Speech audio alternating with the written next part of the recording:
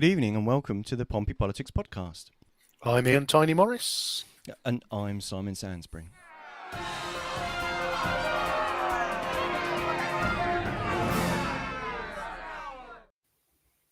Good evening and welcome to the Pompey Politics Podcast. As many of our regular listeners know, we often deal with complex issues involved in the local political scene, but this week we are trying to get our arms around a very big topic indeed, that of AI, artificial intelligence and its governance. Now, of course, you could leave this to myself and Simon, but that would kind of be like giving a cow a musket and a mule a spinning wheel. So rather than us try and deal with something far beyond our understanding, Simon, we've got a guest. We have indeed. We're joined this evening by Robert Whitfield, who's the chair of the One World Trust, and has written some interesting articles and papers on those issues. I've put some links to those into the chat for everybody. So welcome to the show, Robert. Thank you very much. Good to be here. Thank you. And as Ian said, it's the audience are going to be much better informed by listening to what you've got to say than what we have on the subject. So just to help us understand your background a bit more, if that's okay, do you mind just introducing yourself, how you got involved with this subject? Yes. I mean, this is not something I've grown up with. My background was in business, particularly in aerospace, in Airbus, where I had various senior management positions. But after I left Airbus, I then sort of started to engage in environmental governance and environmental solutions, and did a master's. And then at one point, when I was chair of the One World Trust by that time, I read a book, Super Intelligence by Nick Bostrom. I'd had one more book on that topic called Singularity, and Singularity seemed to me completely science fiction. But Super Intelligence I really engaged with. I totally immersed myself in it. I marked it up page by page. I thought it was an absolutely brilliant book. And so that started me thinking, because basically superintelligence was flagging up a big problem that at the moment we don't have a solution for, and the solution is very, very, very difficult to define. And that's what the book was all about. And that then later got me into a particular international working group, which I chair with the World Federalist Movement, and got me into leading a program on AI governance and AI safety for the One World Trust, which leads me to be here. Thank you very much. And welcome. Marvelous. So when we're thinking about artificial intelligence, it's one of those, it's very much a buzzword or a phrase that's sort of thrown about regularly. We see it in the media. So what are we talking about when we say, AI? Are we talking about things like, my faithful digital assistants, which are all around my house? Is it self-driving cars? Or is it something different? Try and define it for us, please, Robert. Well, this artificial intelligence, it was initially sort of conceived by Alan Turing back in the early 50s. And since then, there have been multiple definitions of what it is. And so there is no one fixed definition. And that's one of the problems with various regulatory conventions as to how to define it.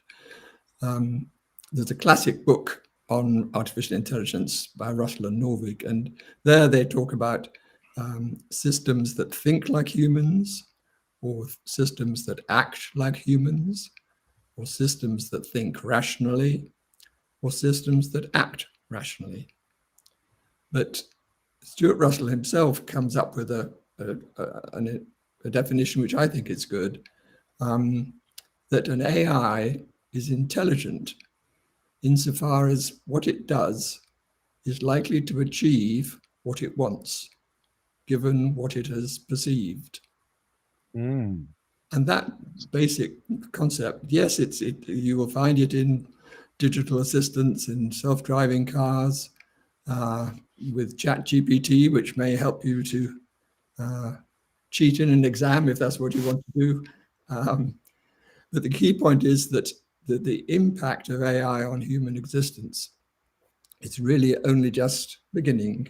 I mean, some of the things, the search and recommendation algorithms, chatbots, facial detection, these are all today, but soon AI will impact every single aspect of our lives.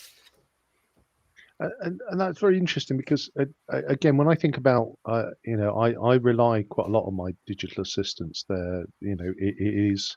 I think I've shared on the podcast before as somebody with no useful vision, the ability to have all my music and a library of talking books that can pick up wherever I've left off, as I wander around the house, is enormously beneficial to me. And I think the flip side to that is obviously sometimes the irritation when suddenly on a Facebook feed, you might have searched for something and suddenly it's suggesting other products you might wish to purchase of a similar nature. I mean, is that a kind of, am I framing that as the basics of artificial intelligence? You said there that was almost that's the AI of today rather than the AI of tomorrow. That's right. I mean, so what you've described is a sort of a good application.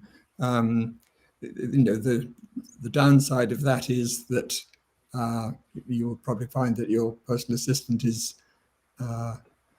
taking in a lot of information about you, and as you said, with the ads, you're soon finding that, and they've done lots of tests like this, that your assistant, your virtual assistant, will in practice probably know you better than your even quite close friends. If you were asked close friends about aspects of you and you asked a personal assistant, you'll find that the AI actually knows you better. And yeah, it is something I've always been cognizant of because, as I mentioned, I think I've got 8. I've got one in every room of the house, and so yeah, they're constantly listening. Yeah. But you then raise a point. I mean, maybe one if one is happy with that, then fine. And yeah, and we will probe some of those sort of moral dilemmas later in the podcast. It's that it is the classic, isn't it? Somebody's listening to you, and it's I guess as myself and Simon who regularly do a podcast, we rather hope that at least somebody is listening to us, even if it's only the digital assistant. Simon. Okay, so in some of the things when we read through the material that you've produced, it uses terms like AGI and super intelligence just to help us kind of contextualize what we're talking about. What do they mean, and what would they represent in practical terms in everyday lives? Yeah, well, I think it's worth seeing these terms in terms of a ladder of progression. And at the moment,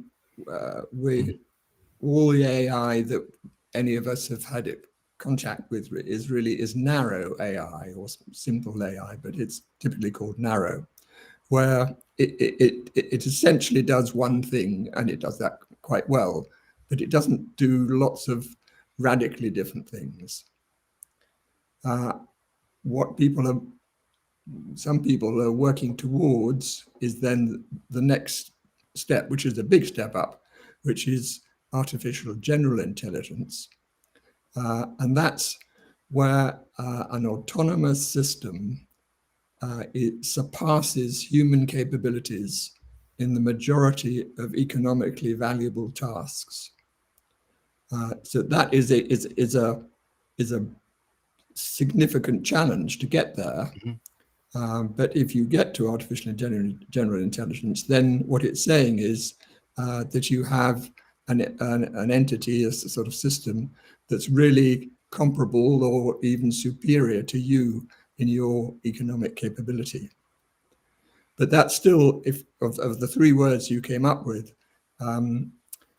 that's the middle level. And then going beyond that, there's the concept of artificial superintelligence. And there, really, there is no limit to the level. You've got, if you like, got from 0 to 1, 1 being our level of intelligence, and that's what artificial general intelligence is. But artificial superintelligence, maybe it may start by being twice as intelligent as us. It could be 10 times, it could be 1,000 times, it could be 1,000,000 times more intelligent than us. And this links to the term of the title of that first book, Singularity, that people think that the rate of increase in intelligence is likely to become very rapid if we do reach that point of superintelligence, because superintelligence is able to design better versions of itself and probably replicate them, if you think of software, replicate them very rapidly. What you find in the press recently, and it's really been only in the last 6 months, there's the new term frontier models.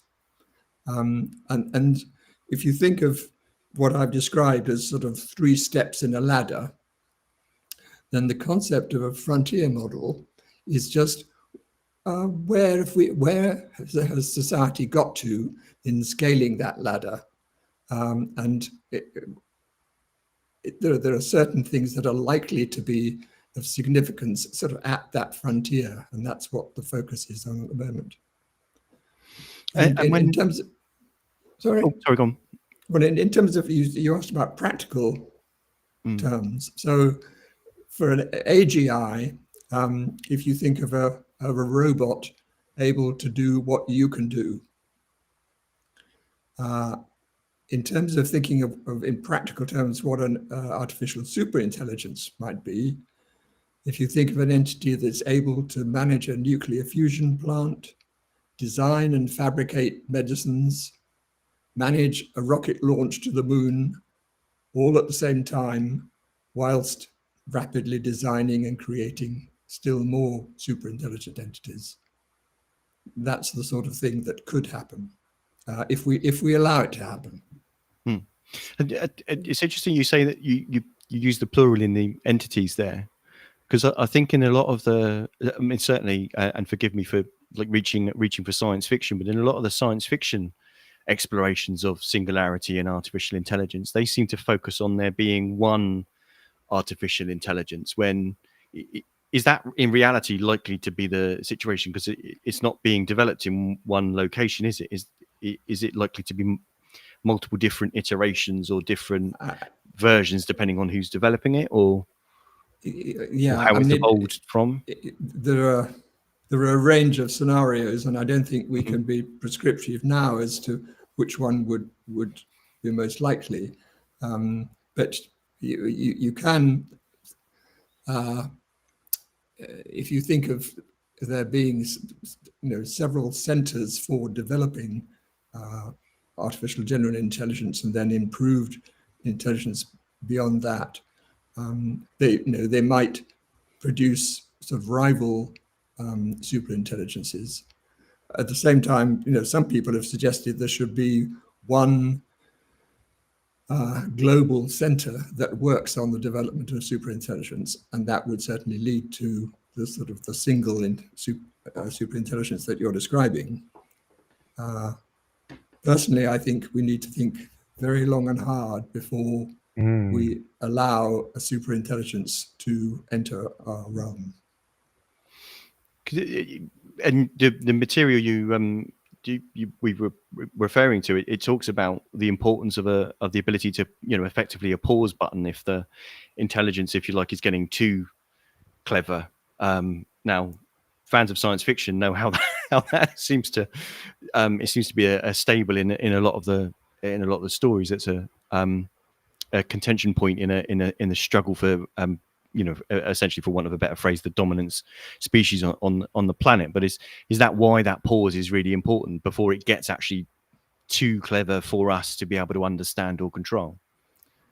I mean, that's right. I mean, the reality is that in these frontier models, these large language models, which you've seen with ChatGPT, GPT-4 and things, the makers, the designers of these models do not understand how they work.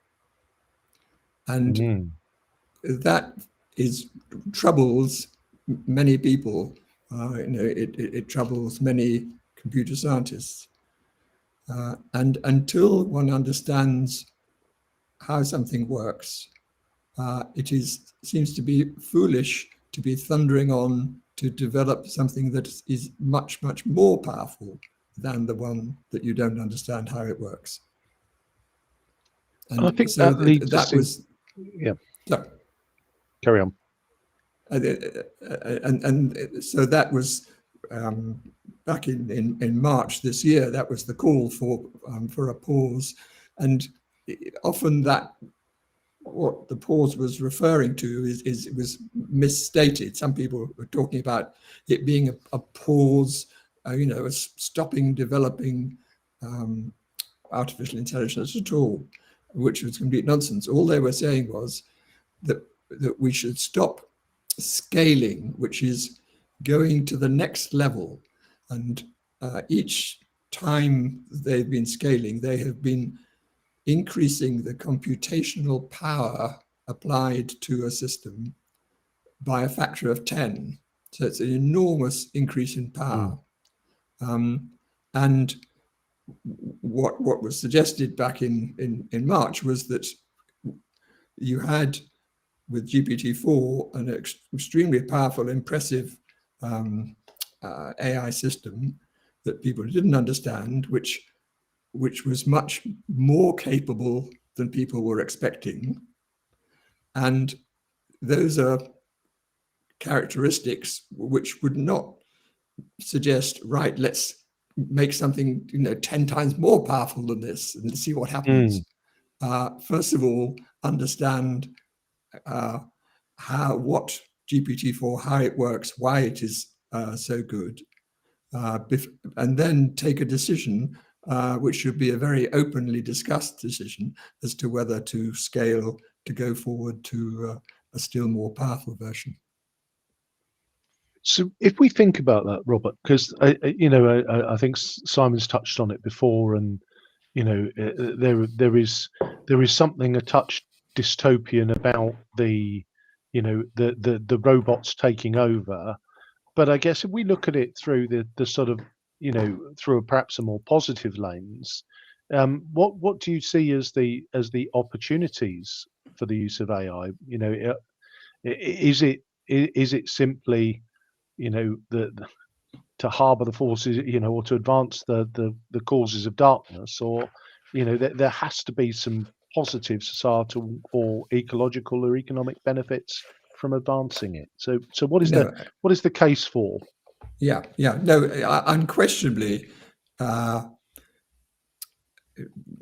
AI and more advanced AI can offer huge benefits to mankind.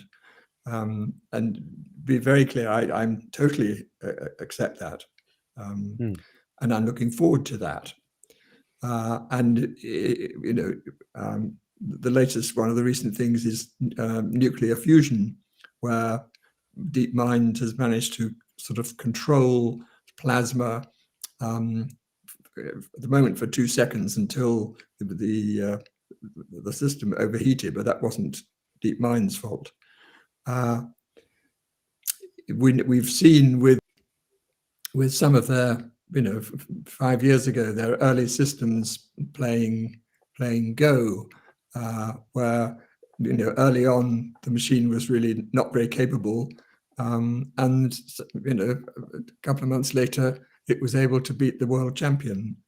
And so if they're able to control plasma for even a short space of time, there is a real chance that could continue to develop and improve to the point where we start to have nuclear fusion, which would be a huge step forward.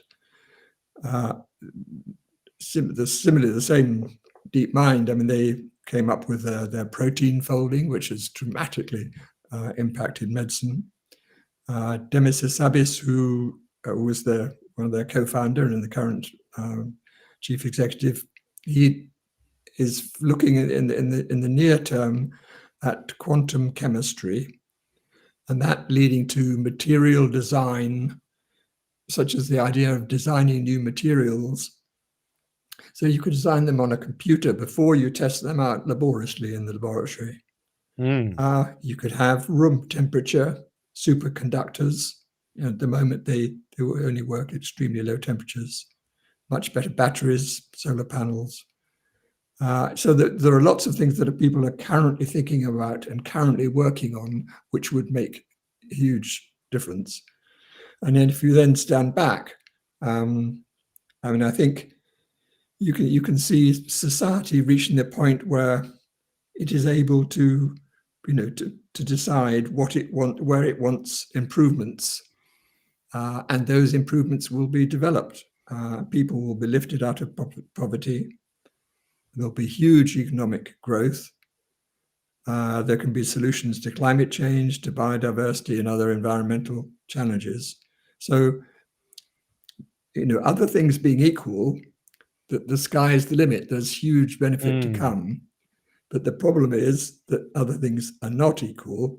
Namely, just as the benefits get bigger and bigger as the AI gets more intelligent, so too do the risks.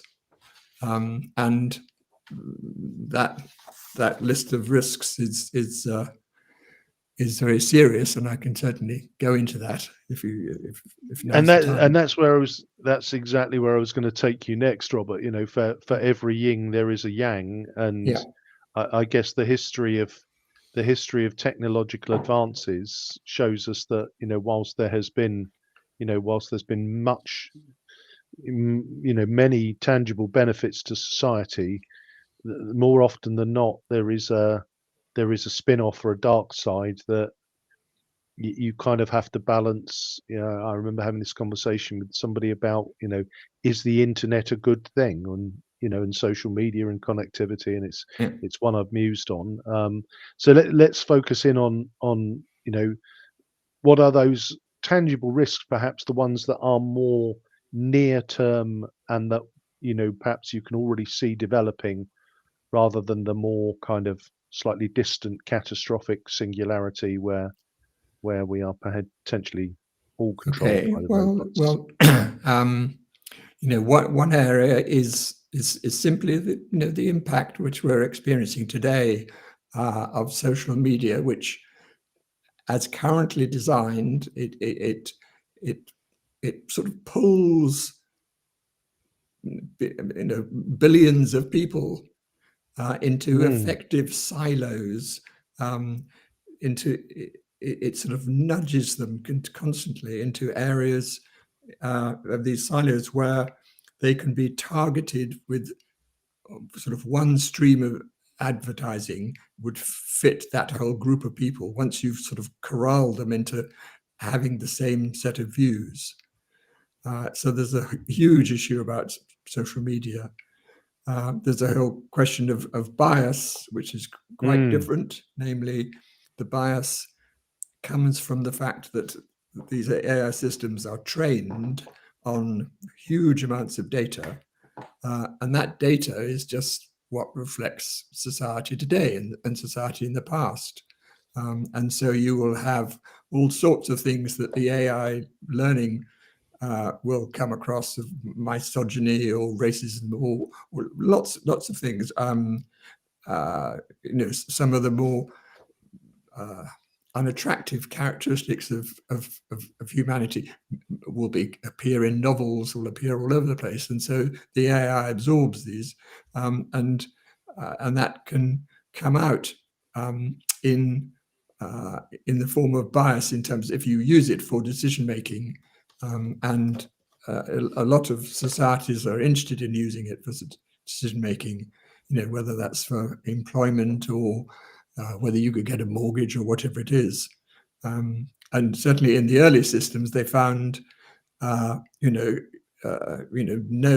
women were getting a mortgage, or no people of color were getting a mortgage, or whatever it was, because that was it had, on its data, it had worked out a sort of certain relationship. There's then the surveillance, which you have in places in China and with the Uyghurs, where you have sort of this big brother system of detecting people, and then facial recognition and constant monitoring of, you were there and you've just come from there. Sort of very much a big brother control that for the Uyghurs has led to huge numbers of them going into camps because they've worn a headscarf or something. And there are deep fakes. So images, or now increasingly video, or video with sound. Yes. That is totally fabricated. I watched something yesterday where the UN Secretary General was talking about this, and he was saying that he had seen a video of himself giving a speech in Chinese, and it was perfect. The lips were totally synced. The only point he made was he can't speak Chinese, and this was totally fabricated.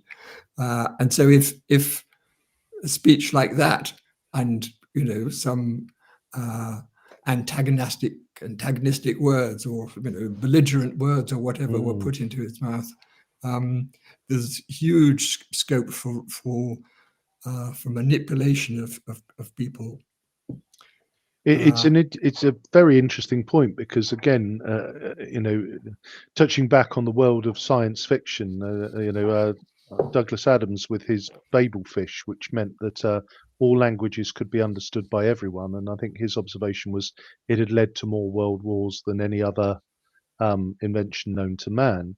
And I think there is this piece where, and it's interesting just hearing you speak there, that the sort of media bias where, if you look into US politics, it's that, if you are a watcher of Fox News, it reinforces the bias. But I think what you've described there is, we've always been able to say, well, the camera never lies, or I heard it with my own ears. Yep.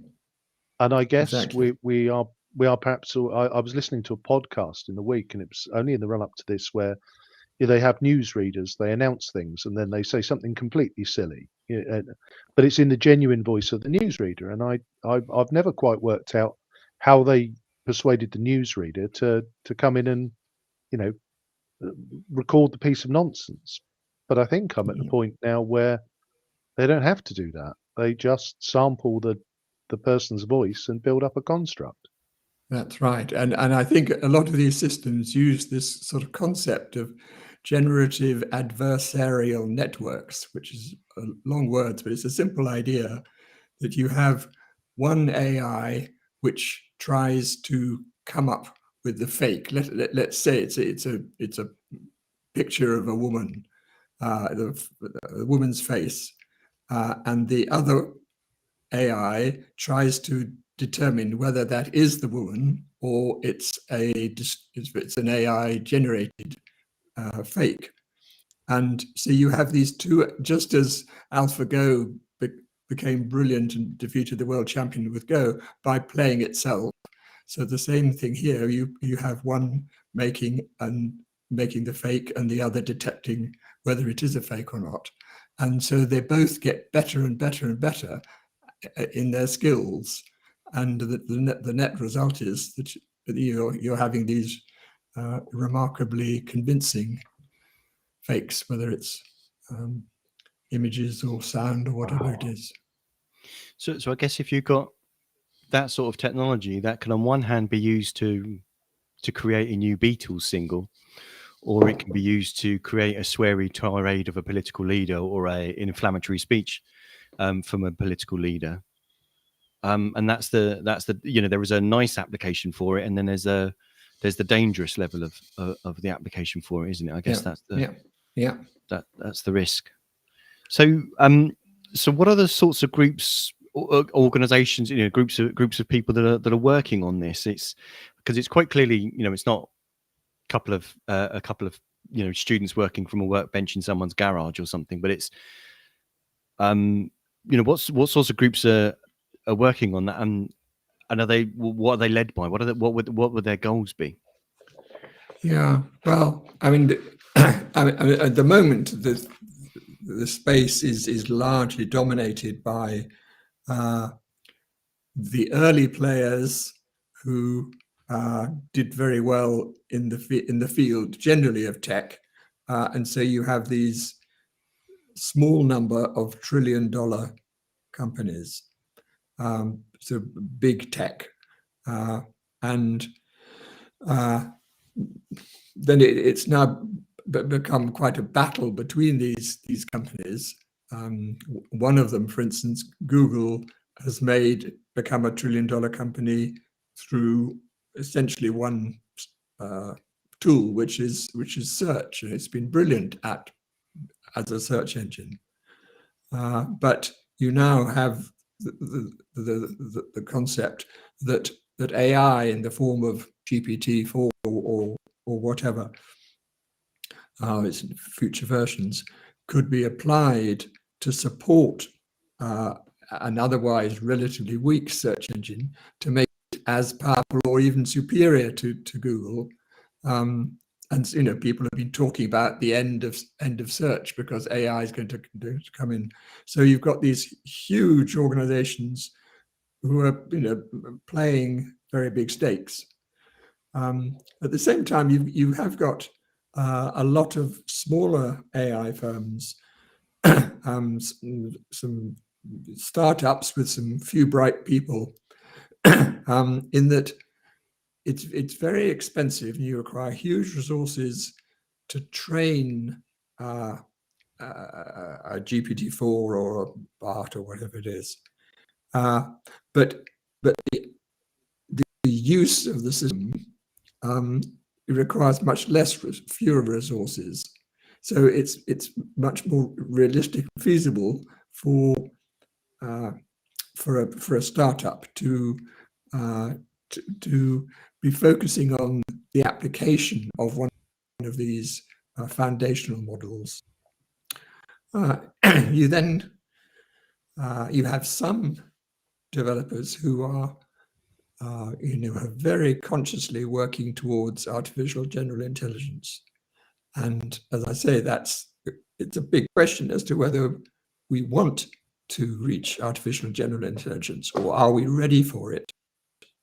However, what there is, and there was I read one of the participants, and yesterday, claiming, the race is on, and he's and his team are frantically trying to beat the others to be the first to reach this goal, even though it's a hugely questionable goal for humanity. There are people working in safety, far too few of them. I think it's being considered there are much less than 1% of the research effort, the total overall research effort for AI development, less than 1% goes into safety, and thinking about the safety of the system. And Geoffrey Hinton, who's the software engineer who is considered the sort of the godfather of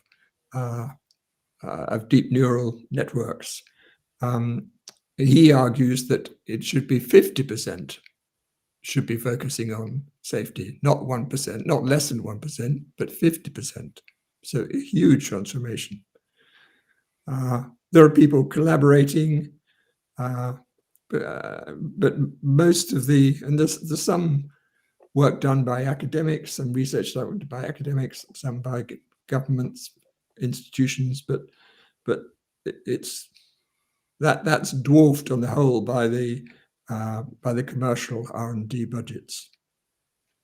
And so what you have is a set of people with goals that are often very different. I mean, there are goals to improve the business profitability. There are goals to achieve AGI and go beyond that, for its own sake. Or there are some who are taking a more balanced approach. They're trying to achieve benefits, but whilst avoiding the risks. And for me, the key question is, what is the rush? People talk a great deal about innovation. You mustn't slow down or impair innovation, as though that is some God-given thing. But if it's innovation in order to destroy the human race, it doesn't seem to me there's such a hurry. Surely we should just make sure that the steps we are taking, the innovative steps we are taking, are steps in the right direction. So is it the age-old race to could we do a thing rather than should we do a thing? Absolutely, absolutely. And interesting, Robert, in your paper, it points out the need for greater regulation, and again, some of those very large companies that you mentioned there, perhaps have had an uneasy kind of relationship with regulators. We regularly see, the likes of Facebook and Apple kind of really trying to stay out of the reach of the regulator. How do you think these big multinational tech companies with budgets far beyond what any government could hope for, how can the regulation of such organisations be addressed? Well, I mean, it's a key question, and the simple answer is that governments have to stand up and do their job. But obviously, that's much easier said than done. In the US, where you have the US and China are the two places where these very powerful technology companies exist. DeepMind is an important major player, but is part of Google, which is US.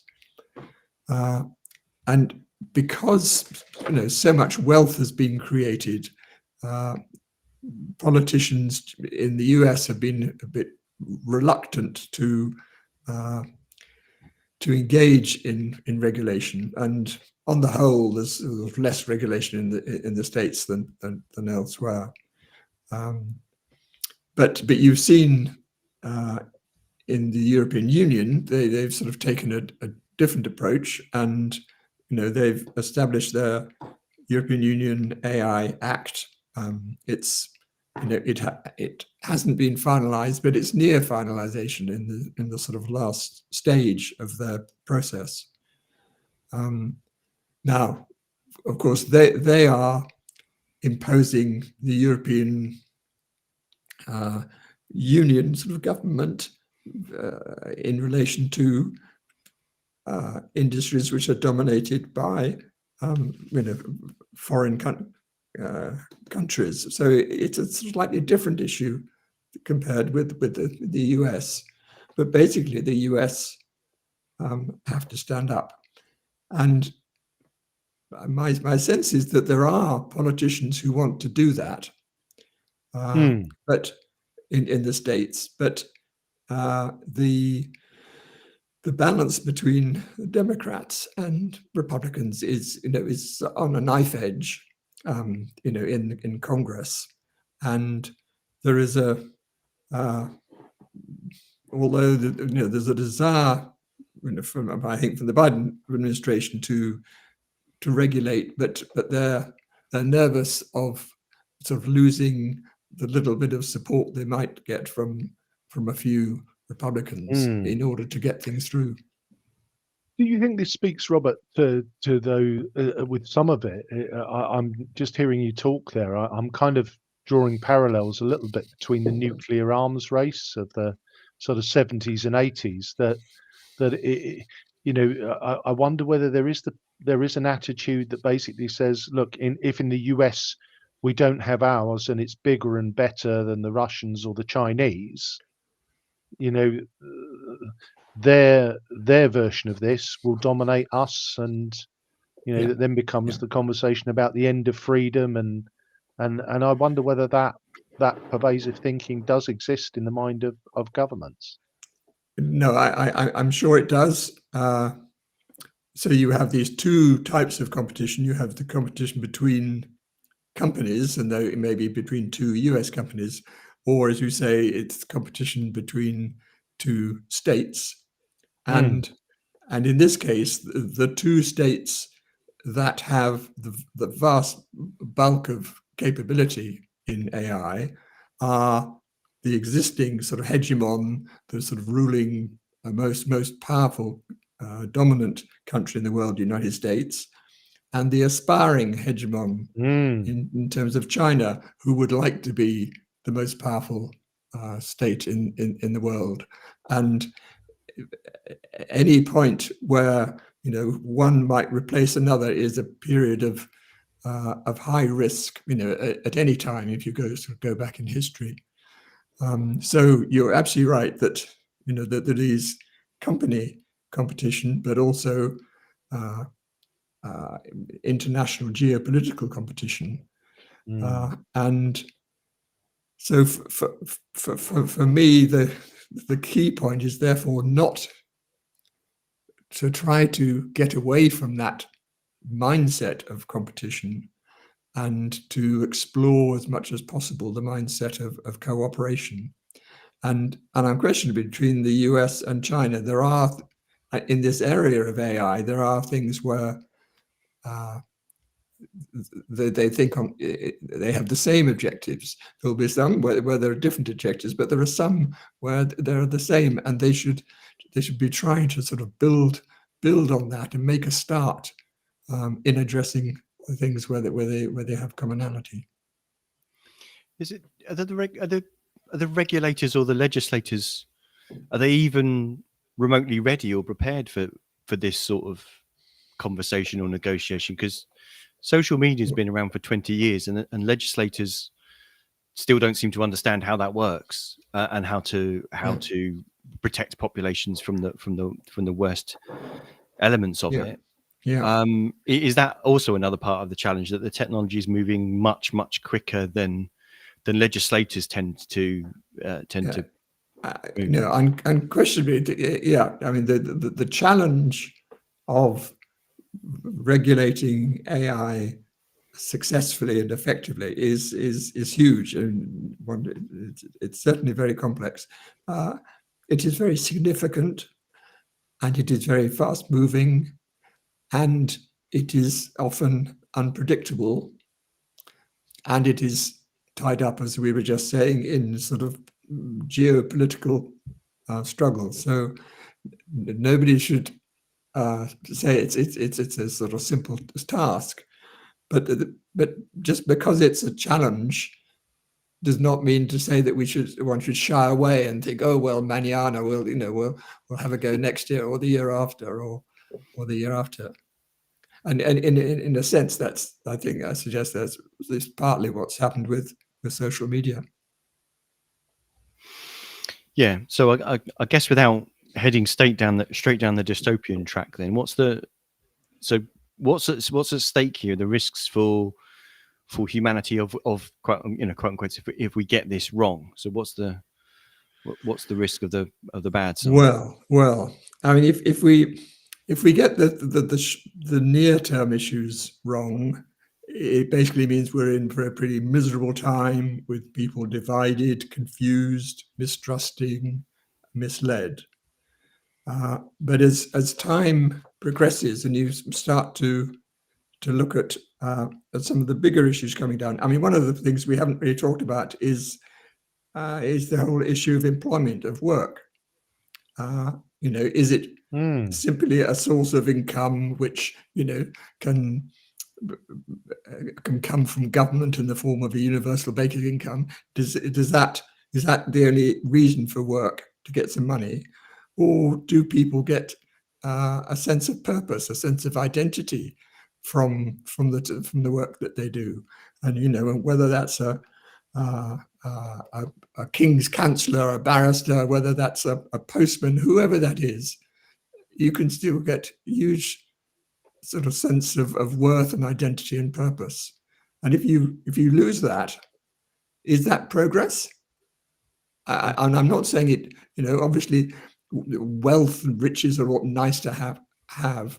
And so if maybe there's a trade-off between the two, but the crucial thing is that we don't want to find ourselves with no work to do and then start thinking, oh, now what are we going to do? And is this what I want? What we need to do is to have the debate before that happens and try to determine the sort of world we do want to have. And then maybe we go down the route that creates all that free time, and that's great. Or maybe we don't, and we handle it a different way. But okay, that was just one of the things we need to think about if we get it wrong, is the whole question about work. We haven't talked about persuaders, brilliant persuaders. I mentioned this tool, the generative adversarial network, and playing one against the other. People are developing that concept in terms of persuasion, and what's coming down the track is persuaders. If you think of AlphaGo, quickly it trained itself up playing against itself and became world champion. So there is a risk of the world champion persuader being on the phone, at the door, on your mobile, whatever it is, morning, noon, and night. So there's the whole thing of disinformation. If we don't find a way of sorting that, we risk losing the trust in anything. And so all this, that's the medium-term stuff, and then there's the bigger stuff which we've sort of touched on, which is if we find ourselves that we are no longer the dominant species on the planet, and if we think of Alan Turing back in the early 1950s, we just read when computing was just starting, but even then it was clear that, as he said, that at some point computers will probably exceed the intellectual capacity of their inventors, and that therefore we should have to expect the machines to take control. So we have the capability to avoid that if we want, but otherwise that's what he suggests is likely. And similarly, Geoffrey Hinton, who I've mentioned, is sort of godfather of deep learning, his statement that there is not a good track record of less intelligent things controlling things of greater intelligence. And so what we've just got to do is just make sure we don't go beyond the threshold unless we understand what we're doing, and it is a positive, conscious decision by society. No, it's interesting just hearing you talk there. So I was reminded of the Shakespearean quote, which if every day were as to play, then to play would become as tedious as work. So as you say, we've got to think about what that future societal construct is if there is an AI bot doing the heavy lifting / heavy thinking for us. So I think that beautifully outlines that the need to get a global consensus on control. Thinking about, I was thinking about a couple of things with the, human embryo and fertilization seems to be something that globally we we've managed to get a decent kind of regulatory framework for, but perhaps some of the climate crises, there's a conference every year where we agree that in 30 years' time we might get better. Do you see a route to a framework that could work for controlling AI?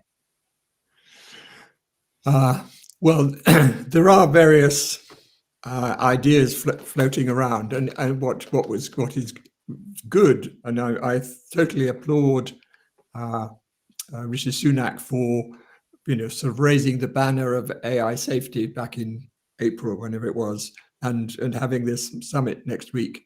In that has caused lots of thinking, lots of proposals to come forward in recent months.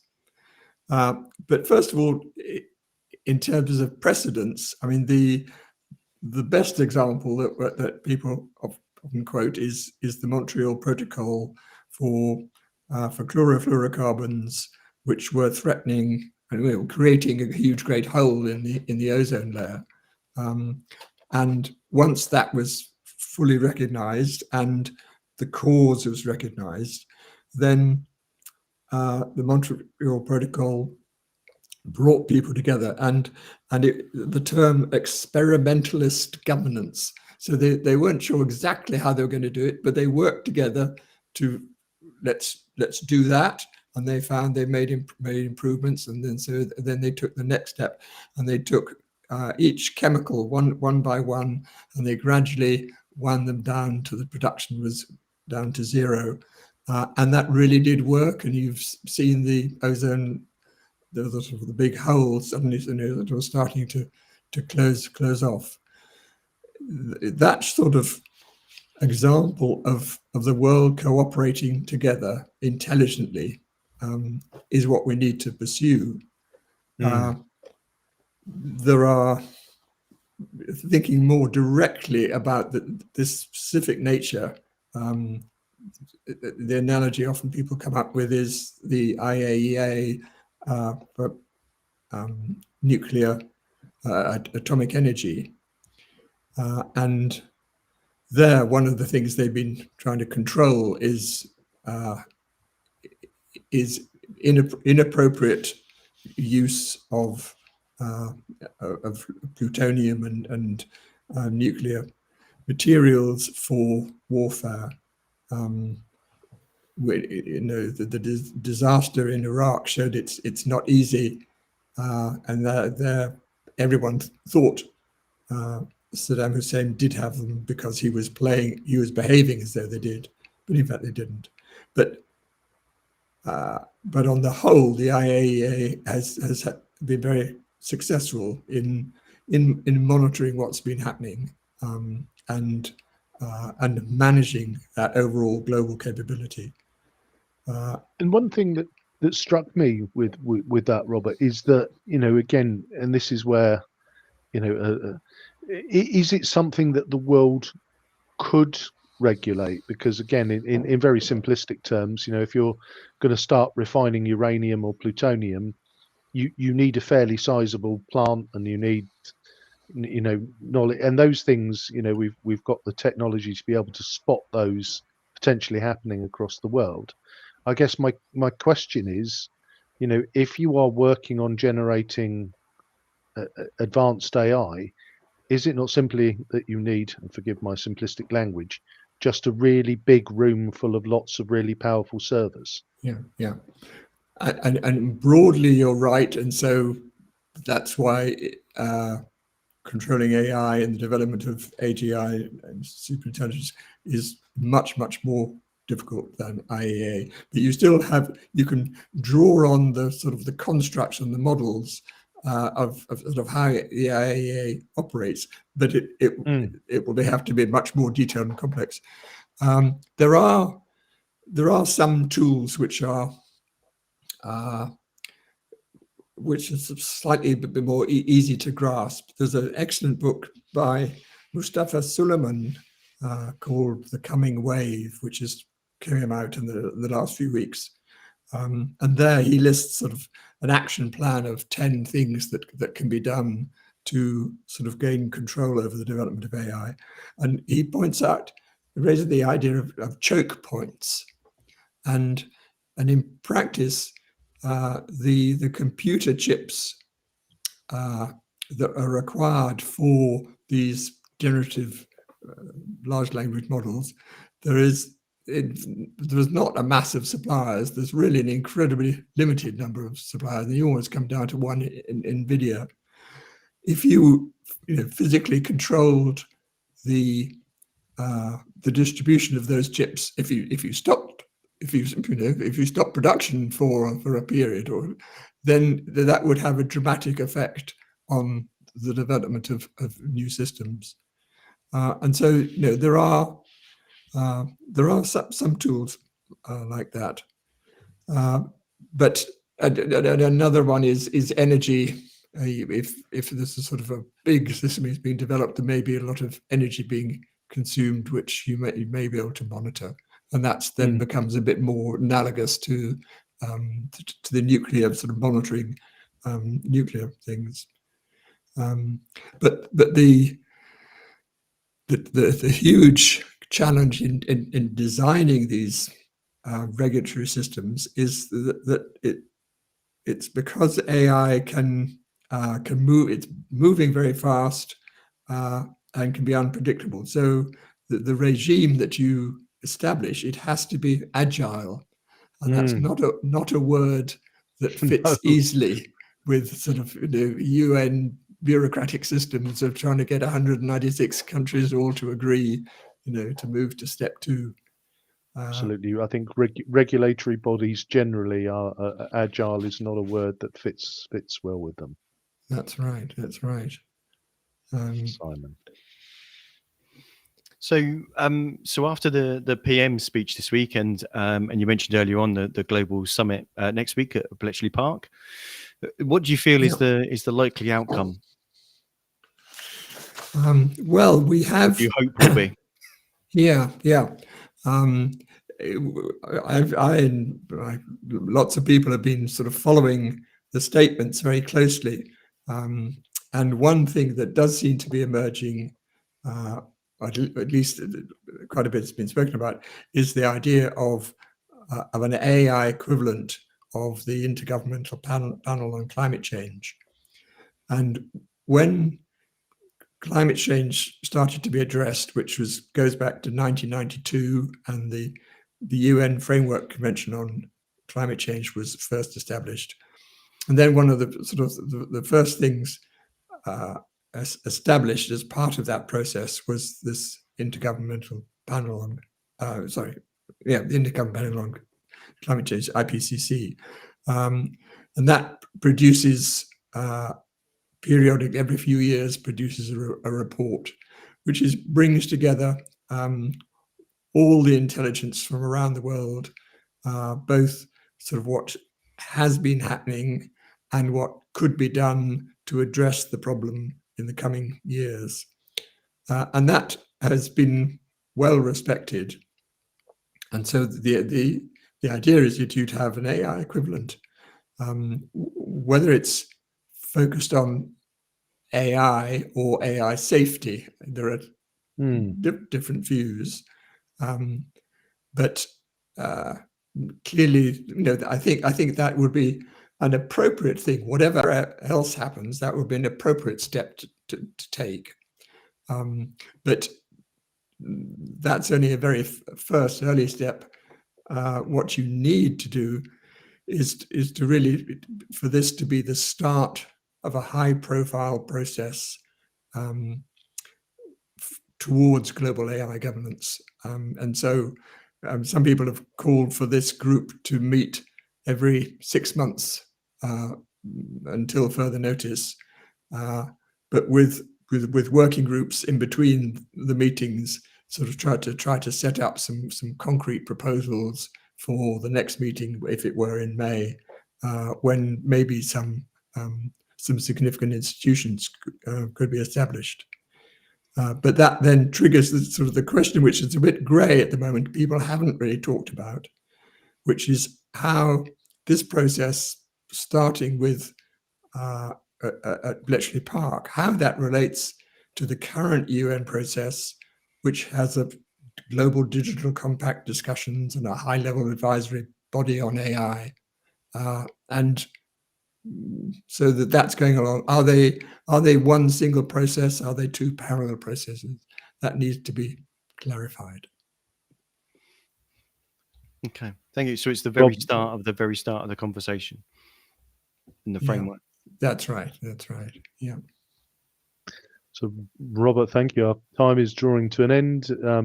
Thank you for leading us through a really difficult and challenging topic. And just in summary, would you like to finish with a few words with perhaps how you hope this story perhaps won't end, but will progress in the next couple of years? Okay. I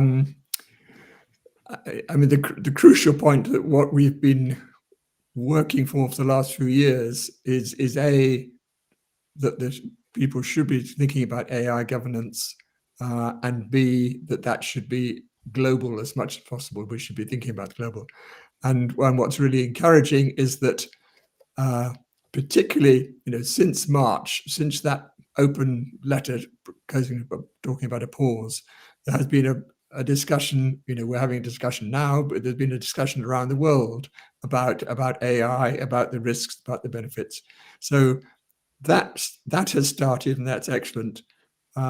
We know that the design of regulation is hugely complex, but if next week, Wednesday, Thursday, is the start of a real process with some sense of urgency, and we can establish an intergovernmental panel reporting on the situation, and then start to develop some institutions, then I will feel much more comfortable than I did, let's say, 9 months ago. Brilliant. Robert, thank you ever so much for your time. You've been listening to the Pompey Politics Podcast. I've been Ian Tiny Morris. And our guest today has been Robert Whitfield. I've been Simon Sansbury. Please do remember to like, follow, subscribe, etc. Click whatever buttons you need to make sure you get our next bit of content. Thanks again to Robert for joining us this evening, and you can join us next week at 6:27 when we'll have another episode for you. Thank you. Thanks so much.